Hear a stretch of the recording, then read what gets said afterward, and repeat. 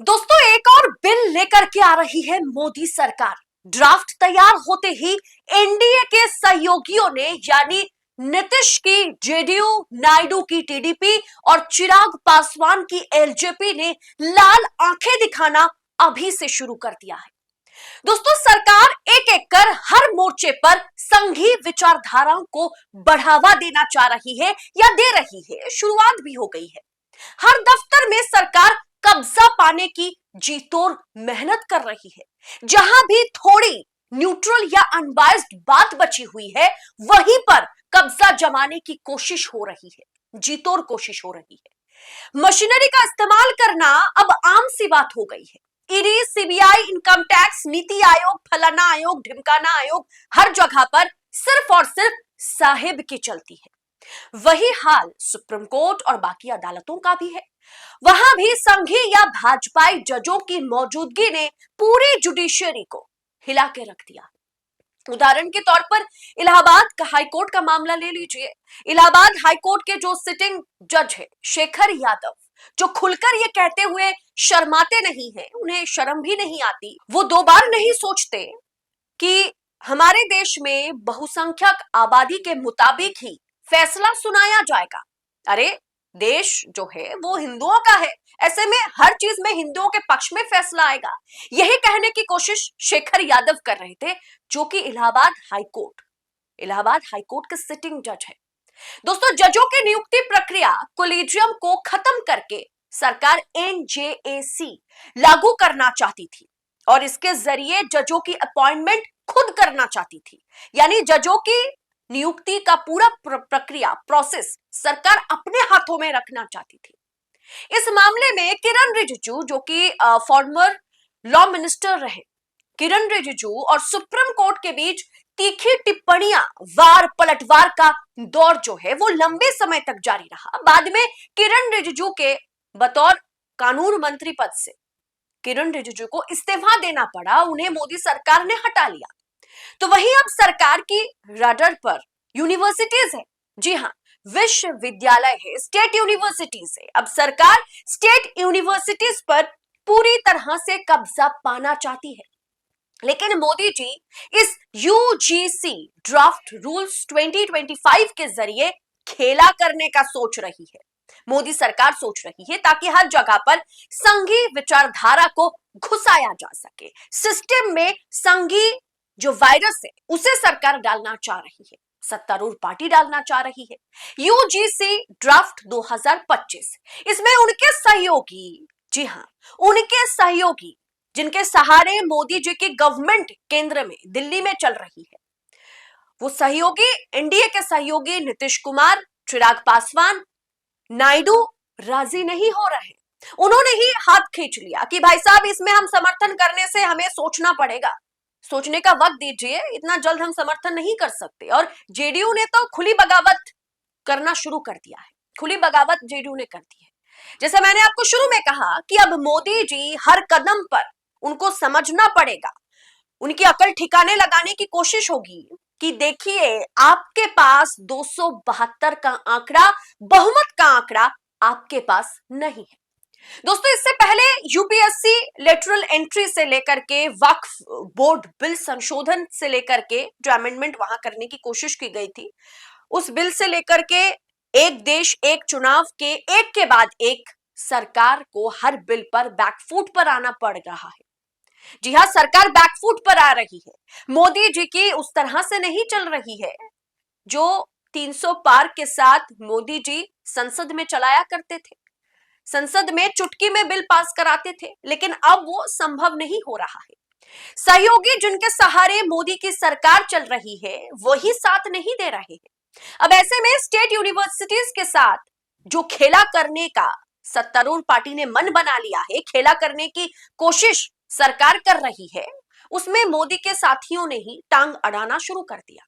अब क्या खेला एग्जैक्टली मोदी सरकार करना चाहती है, उसे अब थोड़ा समझ लीजिए। दरअसल स्टेट यूनिवर्सिटीज यानी राज्य में जो विश्वविद्यालय है, उस स्टेट यूनिवर्सिटीज में वाइस चांसलर की नियुक्ति प्रक्रिया मोदी सरकार अपने हाथों में लेना चाहती है ताकि स्टेट यूनिवर्सिटीज पर पूरी कंट्रोल सरकार का हो जाए। दोस्तों, इस ड्राफ्ट के मुताबिक वाइस चांसलर की नियुक्ति में सबसे ज्यादा अधिकार जो है वो चांसलर को दिया जा रहा है। स्टेट यूनिवर्सिटीज के चांसलर कौन होते हैं, कौन बनते हैं? वो गवर्नर होते हैं, यानी राज्यपाल। जी हां, गवर्नर यानी राज्यपाल चांसलर बनते हैं और उन्हें सबसे ज्यादा शक्तियां दी जा रही है ताकि वो वाइस चांसलर चुन सके। राज्यपाल किसके इशारे पर काम करते हैं? जी हां, साहिब के इशारे पर आजकल जितने भी राज्यपाल हैं वो काम करते हैं। सत्ता के इशारे पर वो हर एक कदम चलते हैं। ऐसे में चांसलर यानी राज्यपाल स्टेट यूनिवर्सिटीज के वाइस चांसलर कौन बनेंगे ये तय करने वाले हैं। और इस नियुक्ति में पहले स्टेट की इन्वॉल्वमेंट होती है और चांसलर की भी इन्वॉल्वमेंट होती है, लेकिन अब वो हक, वो अधिकार जो है वो राज्य से मोदी सरकार छीनना चाह रही है और उसी के लिए ये नया ड्राफ्ट सरकार लेके आई है। मतलब स्टेट यूनिवर्सिटीज को पूरी तरीके से भाजपाई या संघी कैंप बनाने की कोशिश बीजेपी सरकार, मोदी सरकार कर रही है। मतलब कोई भी जगह पर, कोई भी जगह जो है वो मोदी शाह छोड़ना ही नहीं चाह रहे हैं। जजों पर कब्जा, मशीन और मशीनरी पर कब्जा, जांच एजेंसियों पर कब्जा, यूनिवर्सिटी पर कब्जा, कहां नहीं, कहां नहीं, यहां तक कि अदालतों में भी जजों की नियुक्ति भी सरकार चाहती है कि हम करें। विपक्ष शासित प्रदेशों में सरकारें तो विरोध कर ही रही है कि जहां भी विपक्ष शासित प्रदेशों में विपक्षी पार्टियों की सरकार है वहां तो प्रोटेस्ट हो ही रहा है कि ऐसा नहीं हो सकता, आप इस तरह से शक्तियां हमसे नहीं छीन सकती हैं। मतलब सब कुछ अब क्या केंद्र सरकार कंट्रोल करेगी?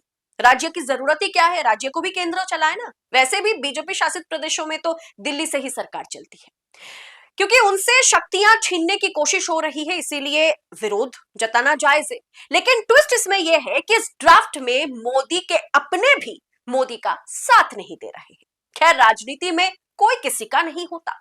ऐसे में जेडीयू और बीजेपी में घमासान मचा हुआ है बिहार विधानसभा चुनाव को लेकर के, और इस मुद्दे पर एक तरीके से जेडीयू ने स्पष्ट रूप से कह दिया है कि फुल ड्राफ्ट हमने अभी तक तो देखा नहीं है, पढ़ा नहीं है, लेकिन जितना हमें सुनने में आया उसके मुताबिक अगर राज्य सरकार की वाइस चांसलर की नियुक्ति प्रक्रिया में शक्तियां राज्य सरकार से छीनी जा रही है तो इस मुद्दे पर हम एनडीए में रहते हुए भी इसका विरोध करेंगे।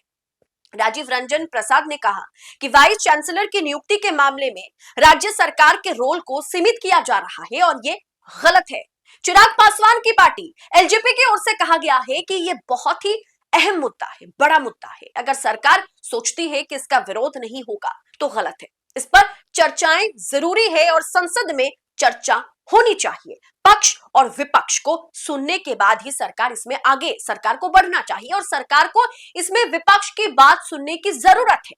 तो वही टीडीपी की ओर से कहा गया है कि हमारे मुख्यमंत्री अभी विदेश दौरे पर हैं, इसीलिए उनके लौटने के बाद ही हम इस पर बयान जारी करेंगे। लेकिन अगर हम विरोध जताते भी हैं तो ये विरोध सार्वजनिक नहीं होगा, बल्कि हम साथ बैठ करके, यानी मोदी सरकार के साथ बैठ करके विचार विमर्श करेंगे, क्योंकि ये बहुत ही अहम मुद्दा है।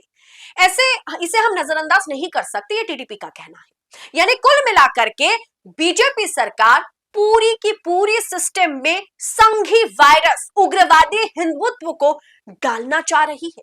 अब सिस्टम हैंग हो जाए या फिर उल्टा काम करने लग जाए, उसे सरकार को क्या? कहां एजुकेशन सिस्टम की सरकार को पड़ी है? कहां एजुकेशन पर बात सरकार करती है? बीजेपी को ये कहीं ना कहीं उल्टा पड़ जाए आगे चल के, ये भी बीजेपी को सोचने की जरूरत है।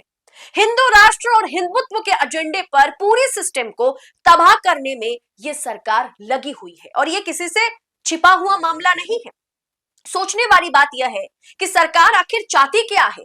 हर जगह पर संघी विचारधारा वादी लोगों को अगर आप आगे बढ़ाएंगे, क्या हमारा देश सेकुलर रहेगा?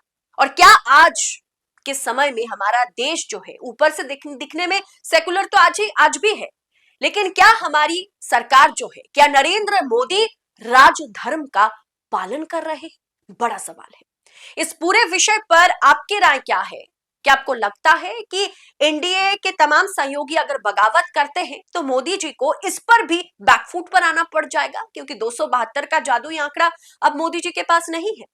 इस विषय पर आपकी टीका टिप्पणी, आपकी राय, महत्वपूर्ण राय हमारे कमेंट बॉक्स में आप हमारे साथ शेयर जरूर कीजिएगा। बाकी ऐसी तमाम खबरों को न्यूज लॉन्चर के मंच से पाने के लिए चैनल को सब्सक्राइब जरूर कीजिएगा। फिलहाल इस रिपोर्ट में इतना ही। आपका बहुत बहुत शुक्रिया।